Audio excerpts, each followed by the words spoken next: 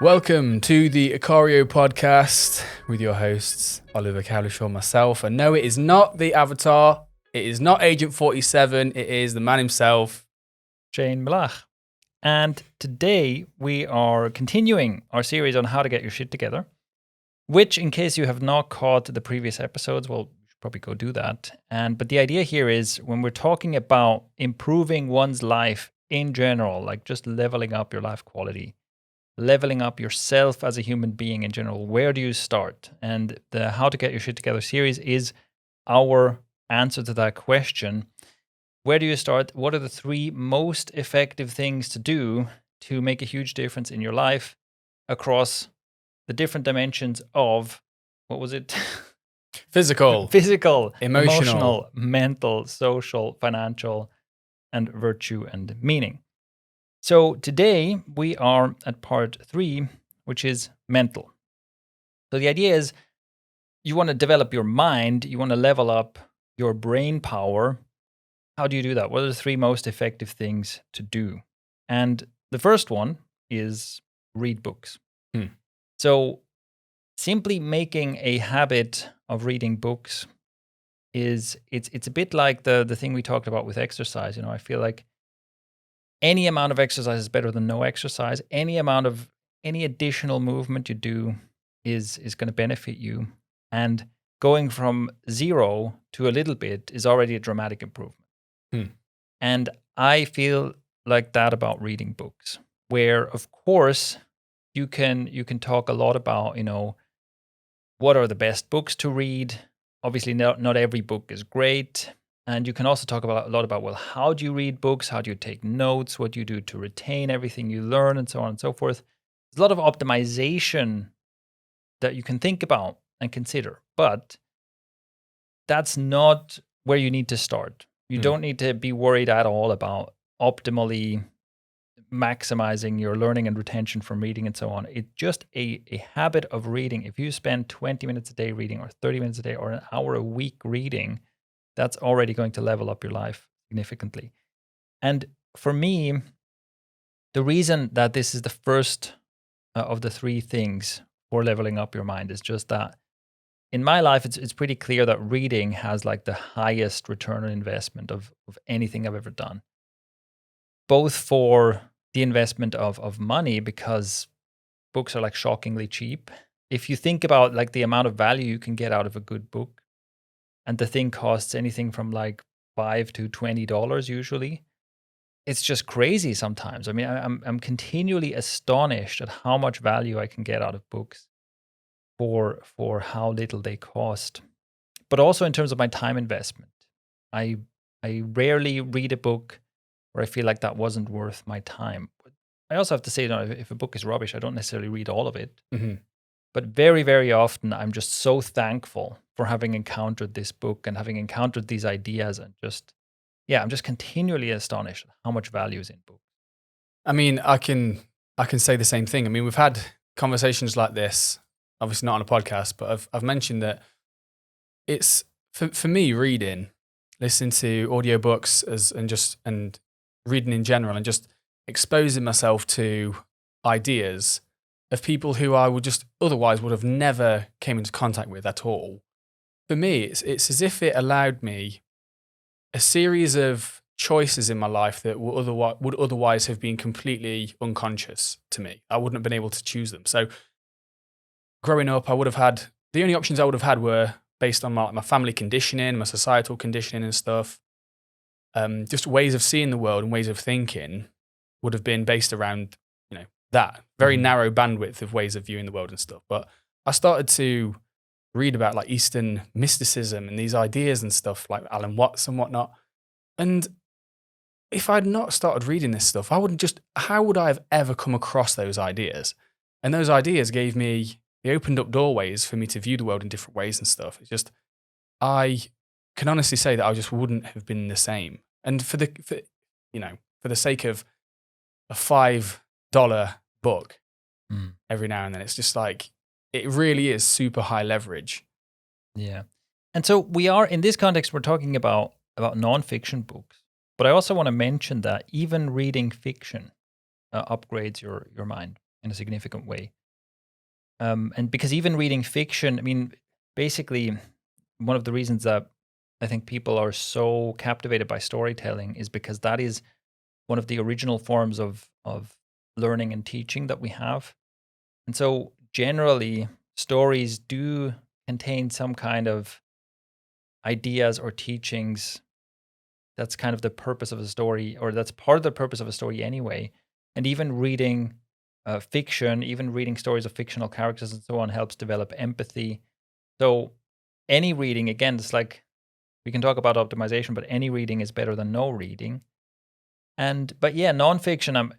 I mainly read nonfiction, and it's just one of those things, like you say, where you can have someone who spends their entire life, they spend decades studying some topic, and they travel to all corners of the earth to learn more about something, and they pour all of that into a book, and I can get so much of that person's life work in the span of like 8 hours or something. It's just such a crazy knowledge transfer. And also, I often think about how reading and writing are just the most amazing technologies, right? We can just do this weird communication across time and space by putting some squiggles on pages. That's crazy. So yeah, reading, as you can tell, I'm a huge fan. Also, one of the values of reading, and it's specifically reading books that I recommend, because books are still largely outside of the information bubbles that most of us live in now. So this is, I bet people listening to this are familiar with this concept, at least in passing. But like on the internet, because of personalization, everybody lives in a bubble. So you're constantly being shown messages that are tailored to your interests. And so, one person's social media feed looks totally different from another person's social media feed. And even one person's search results for the same keyword, for the same term, can look different from a different person's search results. And without that being obvious and without us being aware of it, we are moving in these highly confined bubbles of information. And this is obviously one of the huge problems, that it's basically a global problem, right? Because you can't have a shared basis of agreement or even reality. We're basically losing a shared base of reality because everybody's pushed so far into these information bubbles. And yeah, obviously it's a huge problem. So reading you do on the internet, for the purposes of what we're talking about, doesn't count, because unless you take drastic measures to break out of the bubbles, and I'm talking really drastic measures, it is difficult to unbubble yourself on the internet. So unless you take drastic measures, then you are in a bubble and you're not aware of the confines of it. And that is changing your view. And information inside a bubble, and information that is being algorithmically presented to you to increase your engagement, is not useful information. It is, even if it is good information, like collectively, this is a problem. And books are largely outside of these bubbles, which is to say, of course, you can read books that all confirm your worldview. You can read a lot of books and keep a narrow worldview. And it's easy to imagine, that if you take any strong ideology, I don't know, if you're an evangelical Christian, you can read books on different topics, but make sure that all of them are written by highly pious evangelical Christian authors, and you can kind of be in that safe, confined space where you'll definitely never encounter something that like rattles you a bit. Of course, that's possible, but it's just, even if you go out of your way to read only books within a tightly kind of defined space, you will still have a greater diversity of information and experience than just browsing the internet as as a normal human being. So, and most people don't make that kind of effort.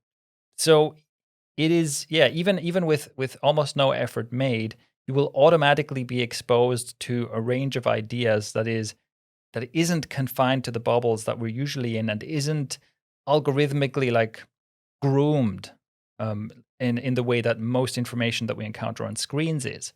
So that is one of the huge values of books, along with also it is long form content. And that's another thing, right? We're always being fed short form content. We're being fed snippets of things to get emotional responses at a faster rate. And books are outside of that. A book is not feeding you a dopamine hit every 2 sentences. And that is something that's really good for also untangling your brain from that type of interaction with information. So it's not only the knowledge that you're getting from a book, it's the very act of reading itself is in itself beneficial. And that also goes for listening to a book. As long as you're actually listening, I listen to a lot of books as audiobooks, and that's no problem. As long as it's not just background noise. That would be, if you're listening while you're doing something that occupies most of your attention, then you're not getting the benefit anymore. But if you're just sitting and listening or walking and listening, doing nothing else, then that counts too.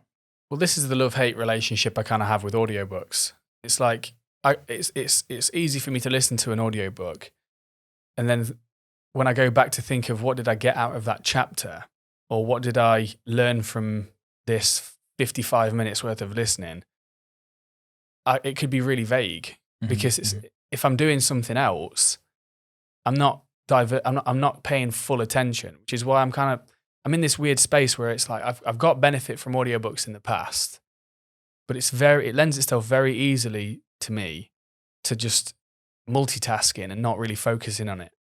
So yeah, that was something I was going to bring up at some point, was that, I guess, what do you recommend if someone came to you asking audiobook or written, what would you say to them?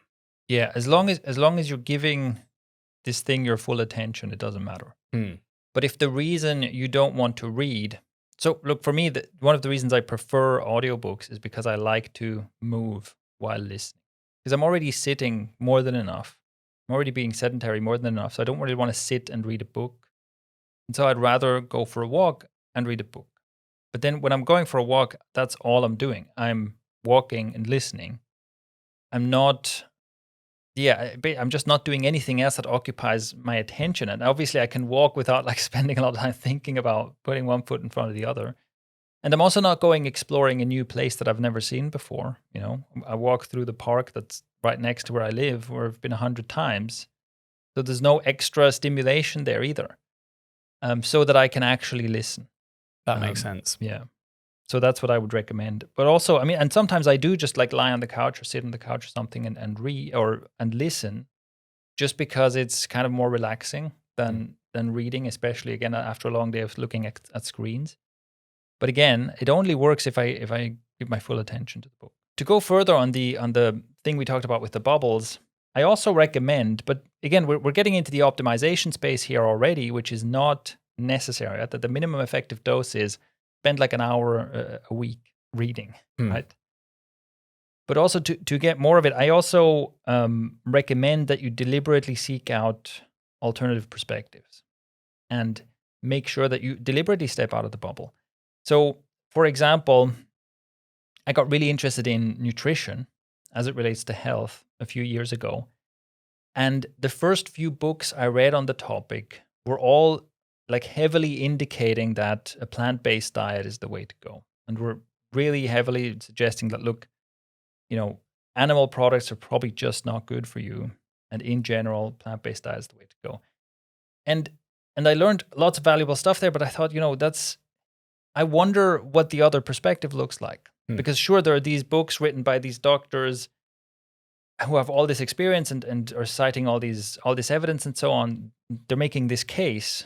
But I'm sure there are also books also written by doctors, also citing a lot of evidence that they're telling people to eat meat.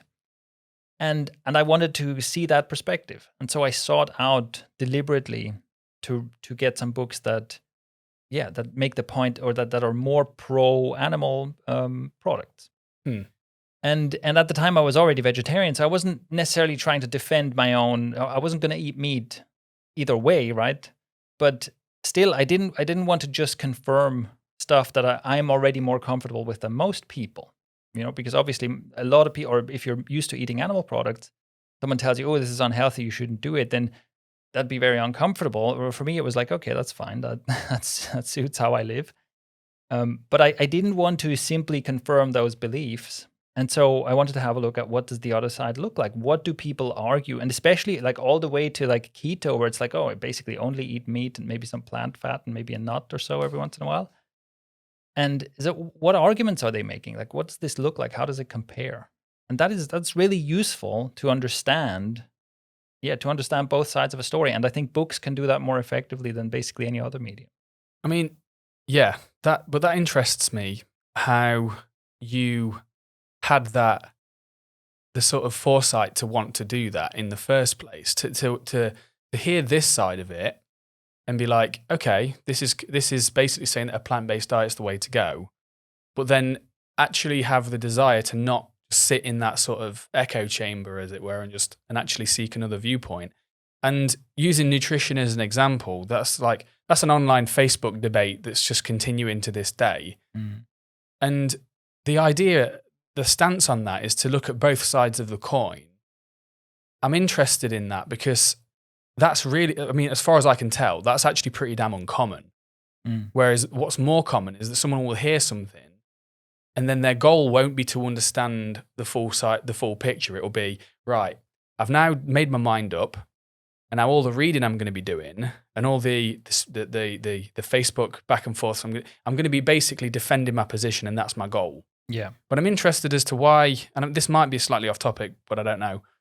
Why is it, do you think, that you had that sort of inclination to want to see the other side of the coin? Is it some pursuit of greater depth of knowledge, or what is that? I'm curious about that. Well, I mean, it actually leads perfectly into the second point. Oh, wonderful. Yeah, the reason is basically the second point. So our first most important thing to do is reading. The second most important thing to do is get familiar with bias.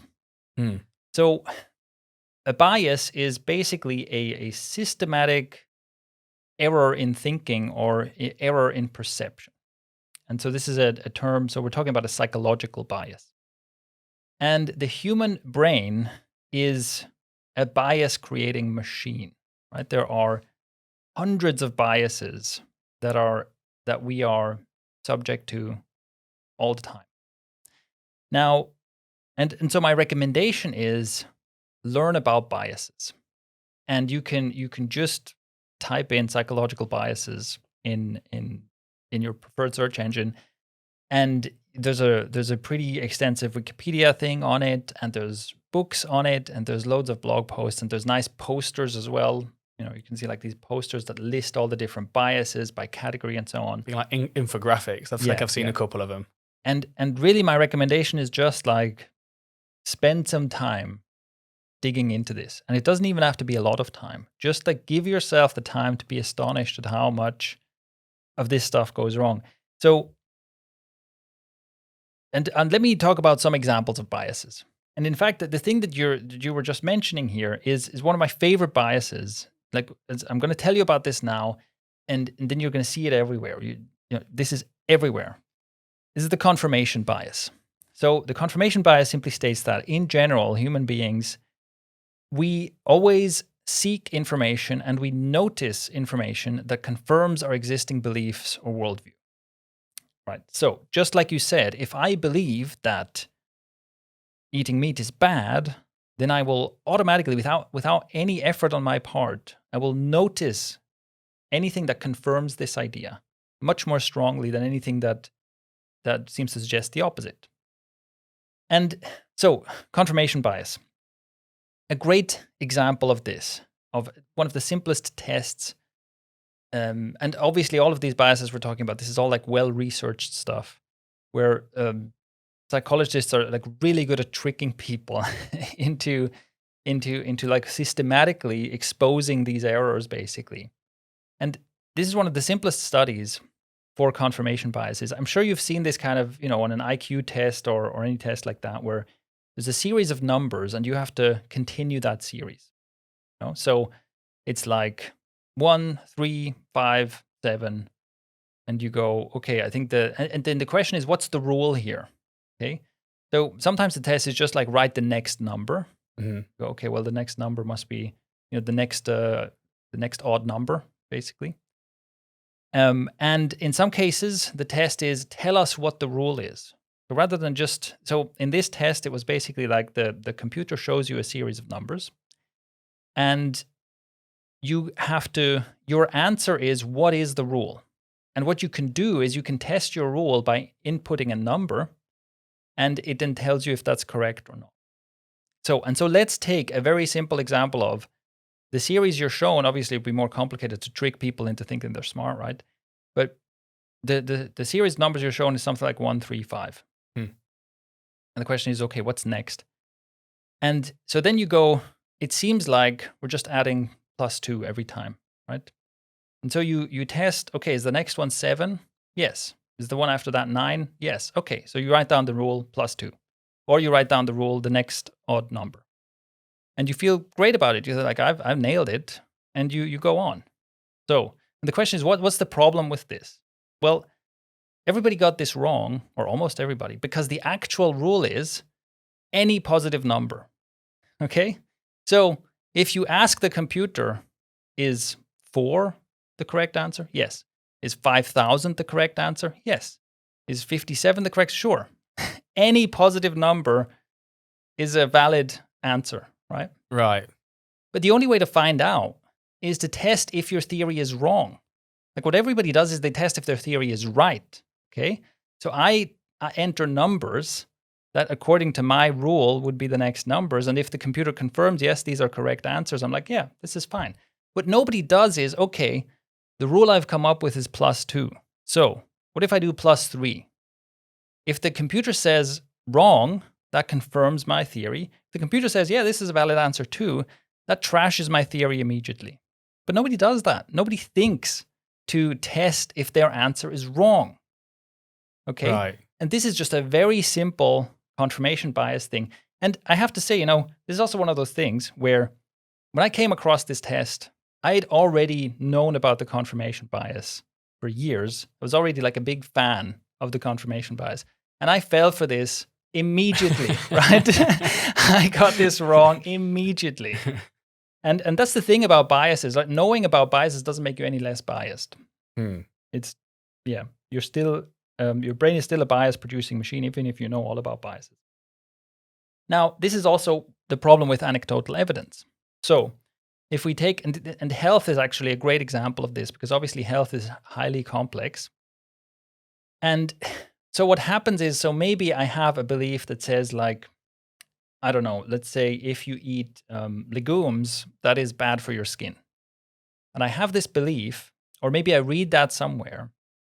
And what will immediately happen is I will think about, oh, that's true. A few weeks ago we had Mexican food and the next day I had a zit.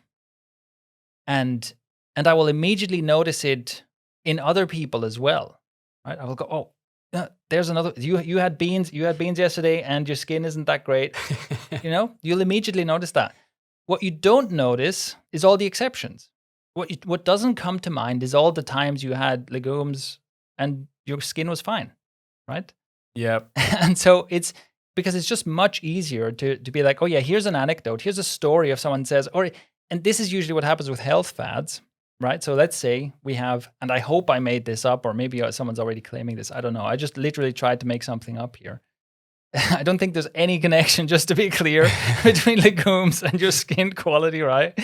But just disclaimer. Yeah.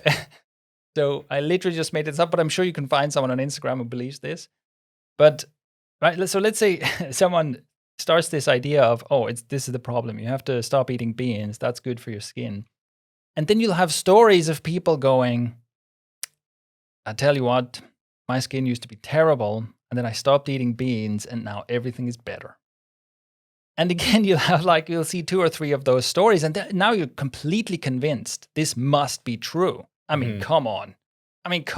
Someone said it on Instagram, and then I saw several examples of dramatic transformations. What more evidence do you need? But never mind the billions of people who eat beans all the time, who some of them have great skin, some of them have terrible skin, right? So that makes sense. Yeah. Yeah. And so you can apply that to the health fads. Seems to me health fads are a great example of this. I mean, we laughed about this a few months ago, didn't we? About that health fad. Yeah. Perineum sunning. Perineum sunning. Yeah. Wake up in the morning at 5 a.m., go outside, sun their arse, basically. Yeah. Yeah. And that's like, this is the reason why I feel great. And what they weren't paying attention to was like how they were spending their mornings before that. Yeah. Probably just wake straight up, get a coffee, get in the car and drive somewhere.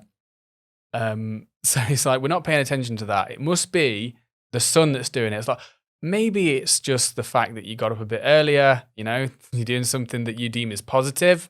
You're getting outside in general. Maybe you're having a slower morning and you're not so stressed. Maybe that could be it. Maybe it's not the fact that you've got sun on your butthole. Yeah.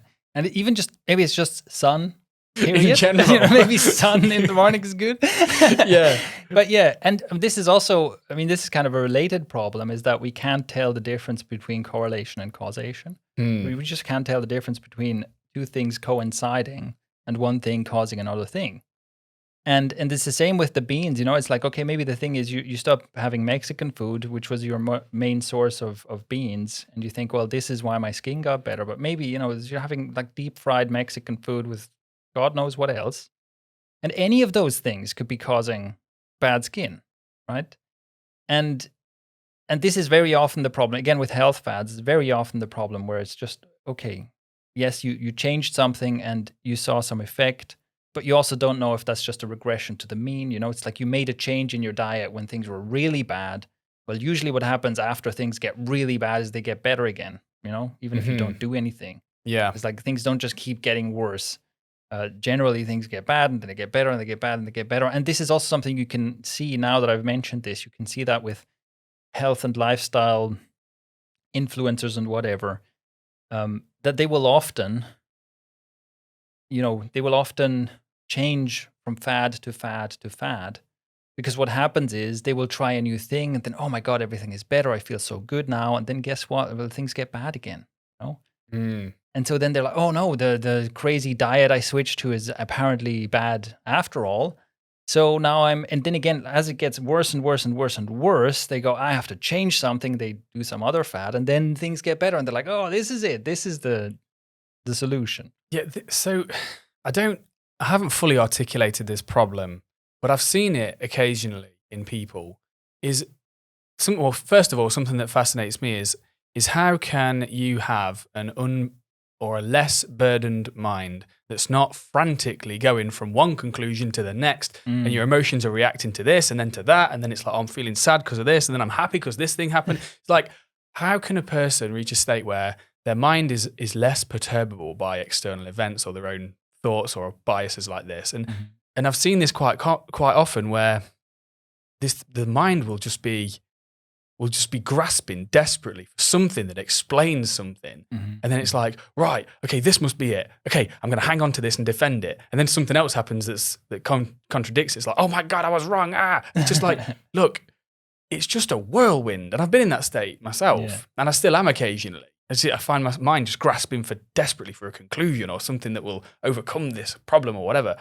It's just like, wow, how do we overcome that? Because as you say, the mind is like a bias creating machine. Yeah, 100%. And so it is, and I'll get a bit to that, like how to make use of this, because like awareness of biases is a good first step, right? To also kind of get out of that, because it's well, we'll get to that. I do want to mention a few other, because that was only one so far. I want to mention a few other biases that are really interesting. One of them is commitment bias, which is that the more you invest in something, the less you want it, or the less willing you are to admit that there's anything wrong with it or that you might have made a bad decision. So this is one of the most important ways. This is why you have hazing in a fraternity, for example. You go through some horrible experience, and that deepens your investment in that this is the best fraternity and this is the right thing to do and so on. And it's also in the how to build a cult 101 kind of playbook, is that you want people in any kind of culty environment, you want them to gradually make deeper and deeper investments, which can be, Scientology style, like you spend more and more money as you go deeper in.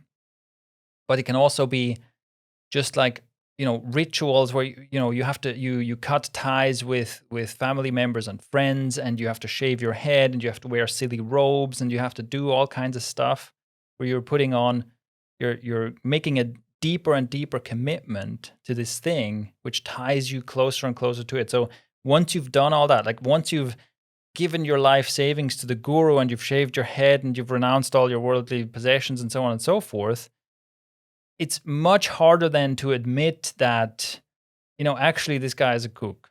And that's why you have these weird situations where someone can be like, oh, I saw the guru levitating, but actually you just saw him like hop, It's just, but it's just like, it's much harder for you to admit that this wasn't anything special. You want it to be a miracle at that point. It's like the more you've invested in something, the more painful it would be to then be like, okay, that was all bullshit, basically. This is possibly why, so you could probably say that this is why a person might stay in a relationship. Like the longer a person's been in a relationship, even if that relationship, say 10 years down the line, becomes either toxic or dysfunctional in some way, it's like, no, we've been together for all this time. It's harder to just be like, no, this is not serving us anymore, kind of thing. Yeah. And this is also related to what's called the sunk cost fallacy, where you basically, and this is often in a financial context, it's like, oh, we planned to build this thing and it was supposed to take this long and cost this money, but it's going to cost way more and take way longer. But we've already spent so much money and time, so we have to keep going. It's like, why? That's not a good way to make a decision at all. Yeah, for sure. And just to bring up the, I'll probably mention this a few times because I'm still apparently quite salty about the guru situation. Like when I was hired that guru, it was really interesting because even though like after a while, we spoke about this, but I learned that this was just not worth the money. And it seemed that I'm quite grateful for this, that I had the objectivity towards my own thinking to be able to be like, okay, this isn't working. I should probably step away from this and not invest any more money. But I was in conversation with people that continued to invest thousands and thousands every month, even though it wasn't working. And the conversations would be centered around them basically defending the person, defending this guru. It's like, no, it changed my life. It's like, look, you're like 12 grand in the hole. And it seems that the debt is just deepening. You just keep paying this guy more and more and more. It's like, it's just this weird vicious cycle. Like the more they pay, the more they have to defend him.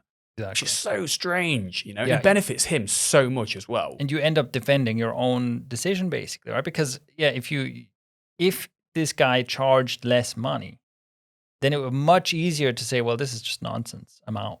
But because you're making such a big investment, and this is just, again, this is like the fake guru playbook.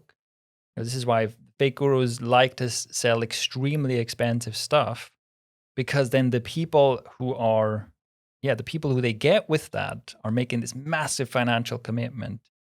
And it's also like, if you look at what fake gurus are up to, which is now being exposed as kind of a sport on YouTube, which is very funny to see. Never gets old. But then you can see that this is very often what they do is they use commitment bias in many ways to get people in. And there's loads and loads of others. Two more that I want to mention, two more biases I want to mention because they're just so practical.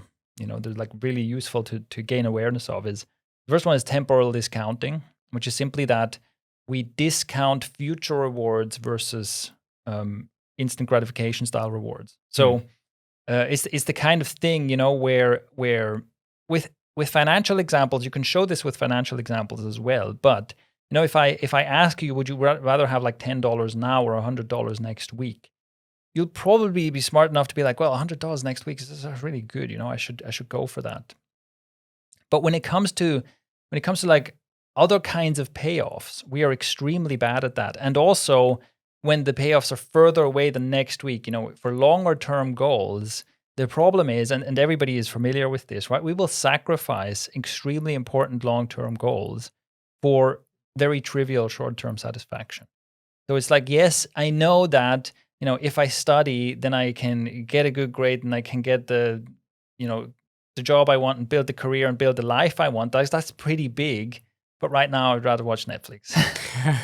The reward of watching Netflix is really minuscule against that against that distant goal. But because of temporal discounting, you're like, oh yeah, this, the dream life later is not that important, but this show seems interesting. I think we could all kind of relate to that in some way. And what comes up for me is that marshmallow test, right? Mm-hmm. Is that an example of temporal discounting? Well, it's an example of how difficult it is to resist. So for anyone who's not familiar, right, the marshmallow test is where you basically place a marshmallow in front of a kid and tell them, listen, if you resist this marshmallow for like 5 minutes, you get 2. And kids have massive, massive trouble. Most kids have huge trouble resisting a marshmallow for 5 minutes. And it is related to that, right? Because obviously you can say, well, 5 minutes is not that long, and 2 marshmallows is twice as much as 1. Why wouldn't I say no? Why would I say no to this deal? This is a great deal. But your brain is like, dude, it's right here. Eat it now. Yeah. So, and then another one that's really interesting is called the availability heuristic, which is simply that things that are easier to remember or easier to imagine stand out in our minds and seem more important or more common. So a great example of this is, what do you think? Are there more words in the English language that start with the letter K, or more words that have the letter K as in the third place, as the third letter? Now, obviously, you know that this is a trick question, but the thing is, if you think about this, you will almost certainly come to the conclusion that there must be more words that start with the letter K than words that have a letter K in the third position. But actually, there's like 4 times more words with K in the third position. It's just you can't think of them, right? Because it's easy to think of words that start with K, but it's really difficult. We can kind of alphabetically, right? We go, it's easy to think of a word that starts with a letter, but to think of a word that has a letter in a certain other position, it's almost impossible. How do you even do that, right? Yeah, I was leaning way more towards what you said there. It's like the K at the first letter, because I was trying to, in my mind, I could tell I was trying to think of all these different words with the letter K as the third one. Mm-hmm. I was like, I can barely think of one on the spot right now. Just kind of draw a blank. Yeah. I was reluctant to say anything as well, because I was like, this is a trick question. Exactly. Yeah. So that, but that's the thing, right? If you try to think of letters start with the word K, you can certainly think of some. Yeah. And K in the third position, you probably just draw a blank. You're just like, no idea. But it's because the information about starting with letter K is so much easier to recall, it just seems like, well, that must be more common. And so similarly, this is why people, for example, are afraid of shark attacks. They're afraid of being, eaten by a shark, but they're not afraid of being killed by a cow, even though cows kill more people than sharks. This is true. But the thing is, like, a shark attack, like when you're on the beach, imagining a shark lurking below the water and attacking you, it's very easy to do. And the shark looks threatening and all this kind of stuff, right? And you've heard stories. You can recall stories. Maybe it was a movie. Maybe it was made up. It's not a real story. But still, you can remember stories of people getting eaten by sharks. It's pretty vicious. I've seen Jaws. Right. I've seen that movie. It's pretty vicious. It's pretty vivid imagery there. So that must be a real danger. That must be a real common problem. Right? But nobody's like, oh, cows. Cows are dangerous. Someone needs to make a movie about that. Cows. Yeah. Okay. And then the final one is blind spot bias, which is viewing oneself as less prone to bias than other people, which right now, this is me telling you, everybody thinks that about themselves. Every single person alive, when they learn about biases, goes, well, I'm not as biased as other people. Everyone thinks that, okay? I was thinking that earlier in this podcast. I was like, wow, I'm learning this stuff. Yeah, that way I can be biasless. Yeah. So that is another bias. Bastard. So why are we learning about this, right? Again, the context is you want to upgrade, level up mentally. You want to upgrade your brain power. Why does learning about biases matter? Well, here's the thing. Unless you understand how your mind is fallible, and again, I'm talking about your mind. I'm not talking about other people's minds, even though, yes, other people do this too, but what matters is that this is happening to you in your brain. Right now. Right now, this is happening. And the reason this is, so unless you are aware of the fallibility of your own mind, you are always easy to fool.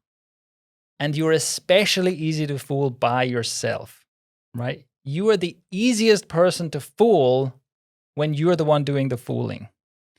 And learning about biases, in my opinion, is the best place to start building an understanding of your mind. And it's also an important step for getting off the roller coaster that you were mentioning before, because you have to get into a position where you can realize, oh, just because something comes from within my own mind doesn't mean that it's valid or important. And that also can make you less reactive, to just acknowledge this is just one of the things my mind does. It is constantly serving up false information, constantly, reliably, systematically. And therefore, it's just not something to take that seriously. And I wonder why. I wonder if that's partly why meditation can have I'm sure we're going to cover that in another podcast at some point. Meditation seems to have this beneficial impact on people, like lower emotional reactivity. Because one of the practices is that you meditate and you start to be able to see thoughts emerge and pass away, and start to objectively just observe them as happening, rather than have a thought and believe it instantly and then try and defend it, and then like all the emotional baggage that comes along with that. So that's one thing I want to say. The second thing I want to say is, it seems that, and maybe this does lead into the third point, because it seems that in order to want to even challenge these, or even become aware of biases in the first place, it seems to me that there needs to be a foundational desire for truth at the core of that, because it's like either truth, however unpleasant it may be, versus just something that confirms my biases and makes me feel good. So it seems to me that the desire for truth is like a prerequisite there. Like, do you want to know what's real? Do you want to know the truth, or do you want something that will just confirm your beliefs and make you feel good? Yeah, and again, so both of those things I think are 100% correct, right? Meditation gives you that perspective of, oh, thoughts are just things that happen all the time, and you're not as identified with it. And also, when it comes to truth, is like, this is why I think biases are the best place to start, is because that is, you have to learn about that before you get to ask that question, in a way. 'Cause you realize, oh, this is a lot of things that seem true to me, and a lot of the ways in which I confirm things to be true have nothing to do with truth. And then you can start making that decision. Well, do I want to pursue truth? Or do I just, because you can live a biased life, it's no problem, right? Most people do it. But it puts you in that position where you're like, oh, this is actually a decision I have to make. This is not just going to happen by itself. Makes sense. And this also explains, right? You asked how come I was seeking out books that essentially showed the opposite perspective to what I was already confirming myself into believing. Yes. It's exactly because of that, because I'm reading all these things that all seem to confirm what I believe, and then I get skeptical. I'm like, oh, this is what would happen if I made no effort at all. So that's not good. That's not a good sign, right? So I do that to deliberately break out of my biases. Which brings us to the third point, which is mental models. So the third thing you can do to level up your mind, the third most important thing to do to level up your mind, is to get familiar with and start using mental models. And the mental model is basically the system that you use to defeat biases. So, like we've established, right, your brain is constantly biased and it can't be trusted, essentially. And even knowing about biases doesn't help. That doesn't solve the problem. So what you need to deploy specific tools in order to counter your biases. And that's what a mental model is. And to this, I also want to say, that if you look for definitions of mental models, like a lot of people seem to have slightly different definitions of what it is. So let me just clarify what, to me, a mental model is. It is any thinking strategy that you deliberately deploy in a specific situation. So you say, okay, here's a specific kind of decision I want to make, and I'm going to deploy a tool for how to think about this. Or here's a specific problem I want to solve, and I'm going to deploy a specific problem-solving tool for this. And that is the most important thing, is that you deliberately deploy a system. Because what we do otherwise is, we go, oh, here's this problem. How do we solve it? And what you do, you kind of follow your intuition. You follow the thoughts that bubble up in your mind. which are biased to all hell, right? And so you have to not do that and instead be like, okay, I know that if I just sit here and think about this, it's going to be a disaster. So what I'm going to do is I'm going to apply this specific tool. And again, let's do just a couple of examples of what does a mental model look like. Let's start with one of the easiest ones, which is the idea of inversion or process of elimination. So instead of thinking something like, okay, I have a goal, I want to reach some kind of a goal, how do I reach this goal? What can I do to reach this goal? That can sometimes be kind of difficult and overwhelming to think about.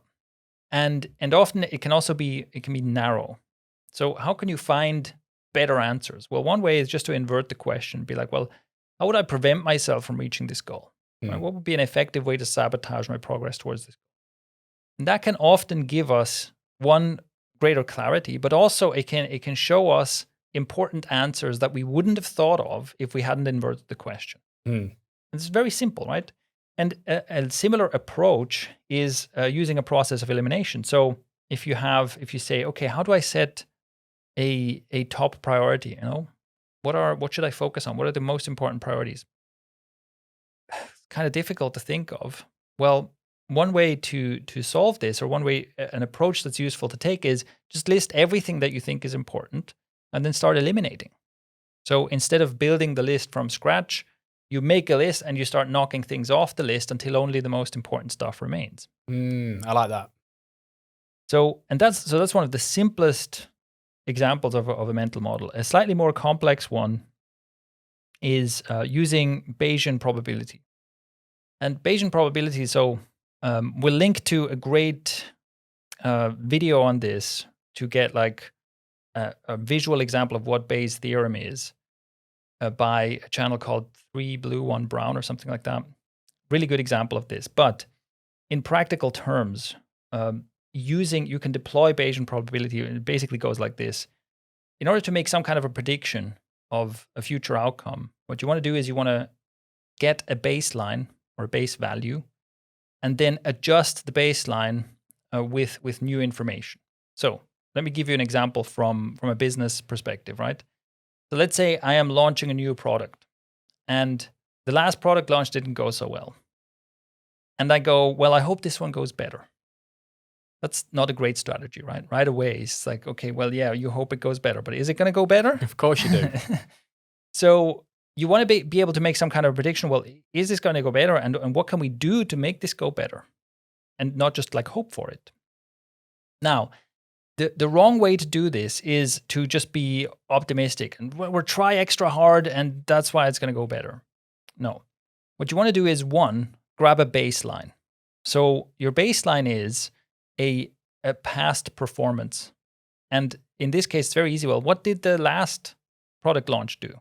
That's our baseline. That we will start reasoning from there instead of just optimistically saying, oh, I bet we'll make at least 10,000 sales.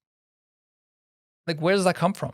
You just want that to be true, right? But made that up. Yeah, but if your last product launch, you made 1,000 sales, that's your baseline, okay? That you can start reasoning from there. And then from there, you can ask yourself, well, what are we doing differently?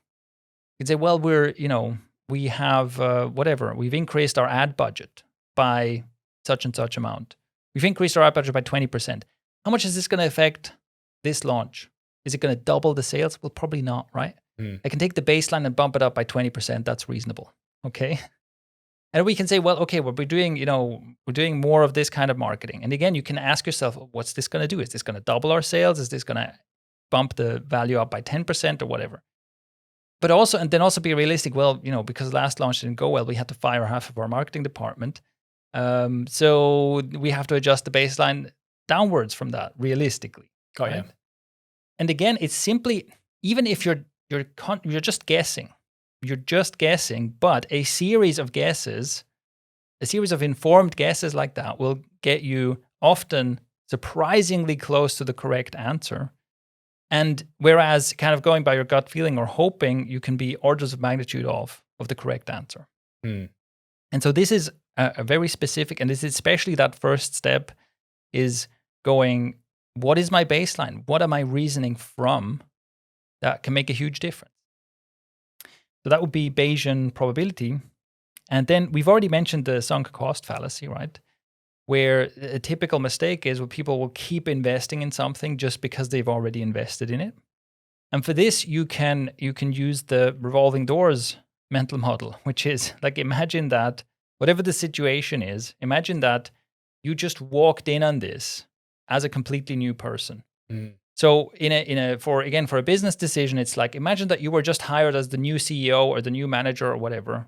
You don't know any of the people who work here. You have no attachment to the work that's already been done. Look at the situation and make a decision, right? Because if you're looking at it from your perspective, you go, well, we've tried so hard, we've worked so hard on this, we've spent so much money on this and so on. But if you've just been hired, you look at it and go, wow, you guys have been wasting your time for the last 2 years. Let's stop doing that, because you don't care, you're not attached, right? And the same, or kind of a similar aspect. So this is very useful for kind of strategic decisions, entrepreneurial decisions, this kind of thing. A kind of similar approach or a similar effect that you can do for personal decisions is basically think about what if you'd have to advise a friend. So you're struggling with some issue, and your ability to make good decisions about that issue is limited by how close you are to the problem, right? Because you're you and you've been suffering from this problem and so on. But if you ask yourself, what if a good friend of mine came to me with this exact problem? What would I advise them to do? So, whatever that is, someone's like tortured about, they're stuck in a difficult relationship or something, and they're like, oh, should I leave, or should I try this, or should I try that?